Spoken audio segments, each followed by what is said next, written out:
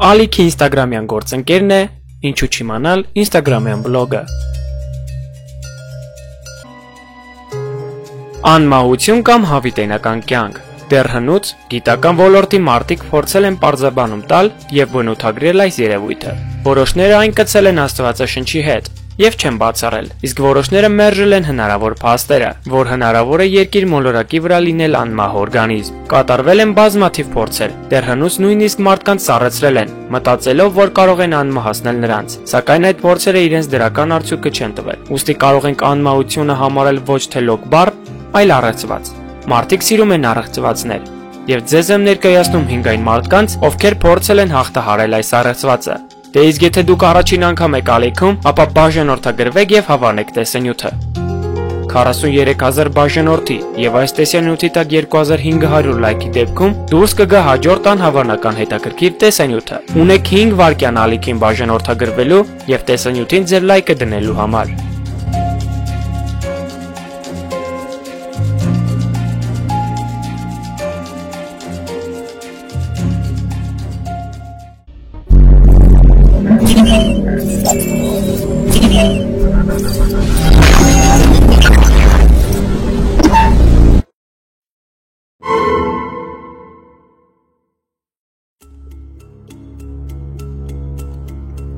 Սովետական բժիշկ, փիլիսոփա եւ գիտնական Ալեքսանդր Բոգդանովը եզակի մտածող էր եւ համարվում էր տեկտոլոգիայի գյուտարար։ 1924 թվականին Բոգդանովը հիմնեց արյունաբանության եւ արյան փոխներարկման ինստիտուտը, առաջարկելով, որ նա արյան օգնությամբ կկարողանա հասնել հավերժական երիտասարդության։ Բոգդանովը կատարել է առնվազն 11 փոխներարկում իր վրա։ Վերջին պացիենտի արյունը վարակված է եղել մալարիայով եւ տուբերկուլյոզով, որը պարզապես անհամատեղելի է եղել Բոգդանովի արյան հետ, եւ նա մահացել է, բայց թե ինչ կլիներ, եթե նա հաջողությամբ կատարեր այդ փորձը, դժվար է պատկերացնելը։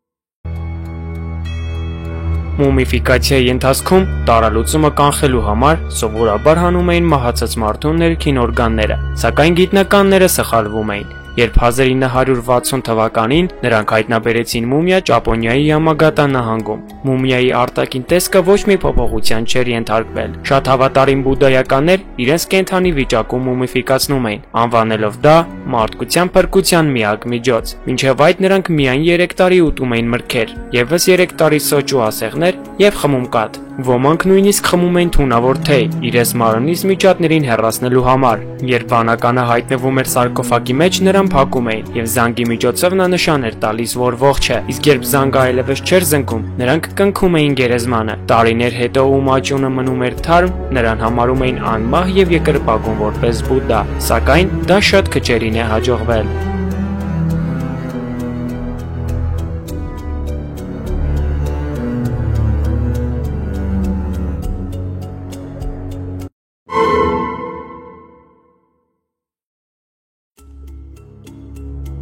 Ցին Շիհուանդին առաջին առաջնորդն էր միավորված Չինաստանի եւ առաջինը, ով օգտագործում էր կայսեր տերմինը թագավորի փոխարեն։ Նրա օրոք կառուցվել է չինական մեծ պատը, ճանապարհային համակարգը եւ կայսերական մահապարտների բանակը։ Նա կարծում էր, որ մարդը կարող է ապրել հավերժ եւ մեկ անգամ դուրս է եկել իր նավատորմով բաց օվկիանոս, որոնելու Պիգալեի առասպելական կղզին, որը ըստ նրա անմահության վայրն էր, սակայն ճանապարհորդության ժամանակ Ցին Շիհուանդին մահացավ թունավորումից։ Նա թունավորվեց այսպես ասած անմահության հաբերից։ Նա մահացավ սնդիկ ուտելու հետևանքով, որը նրան առաջարկել էին ալքիմիկոսները։ Ամեն դեպքում Ցին Շիհուանդին առաջիններից մեկն էր, ով ցանկանում էր անմահանալ։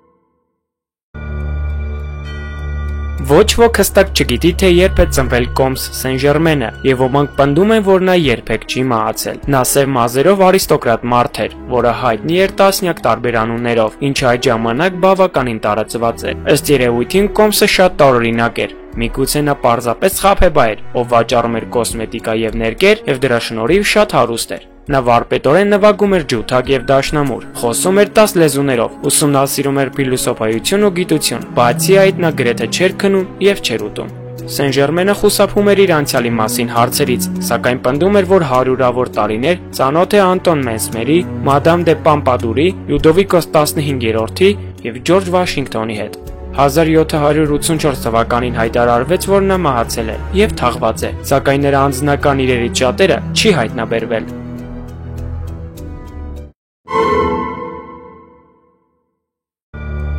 Ֆրանսիացի Ռիշար Շանֆրեն ծնվել է 1940-ին Լիոնում և պնդում է, որ հանդիսանում է Կոմս Սեն-Ժերմենի եղբայրը։ Նա այդ մասին հայտարարեց Փարիզում 70-ականներին, հայտնվելով ֆրանսիական հեռուստատեսության մեջ, որտեղ նա դարձավ հեռուստատեսության հայտնի դեմքերից մեկը։ 1972-ից 1981 թվականներին նա հայտնի երգչուհի Դալիդայի սիրեկանն էր, սակայն 1983 թվականին նա անհետացավ։ Շատերն ասում են, որ նա ինքնասպան է եղել, սակայն դա չի հաստատվել, իսկ 1987-ին Դալիդան ինքնասպան եղավ ընդունելով դեղահաբերի մեծ չափաբաժին, թողնելով մեկ գրություն՝ կյանքը դառնում է անիմաստ։ Դրանից հետո Սեն-Ժերմենի և Շանֆրեին նկատել են աշխարհի տարբեր մասերում։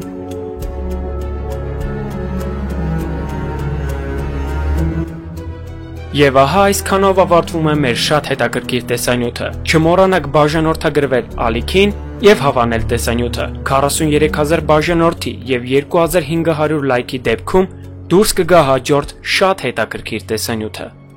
Դե ինչ, եղեք հետաքրքրասեր, իսկ մենք դեռ կհանդիպենք։